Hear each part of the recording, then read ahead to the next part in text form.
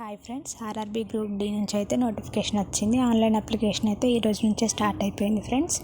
Last date వచ్చేసి 2 మార్చి 2026కి అయితే last date ఉంది. అండ్ టోటల్ వేకెన్సీస్ వచ్చేసి 22,195 వేకెన్సీస్ అయితే ఉన్నాయి.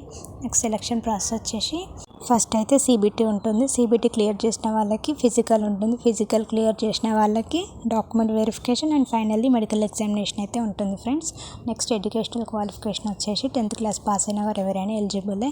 అండ్ ఐటీఐ ఉంటే కొంచెం బెనిఫిట్, మార్క్స్ అనేవి యాడ్ అవుతాయి నేషనల్ సర్టిఫికేట్ ఉంటే. నెక్స్ట్ ఎగ్జామినేషన్ ఫీ వచ్చేసి ఓబీసీ వాళ్ళకి 500, ఎస్సీ ఎస్టీకి అయితే 250 ఎగ్జామినేషన్ ఫీ అయితే ఉంది ఫ్రెండ్స్. నెక్స్ట్ నేషనాలిటీ వచ్చేసి ఇండియన్ అయి ఉండాలి.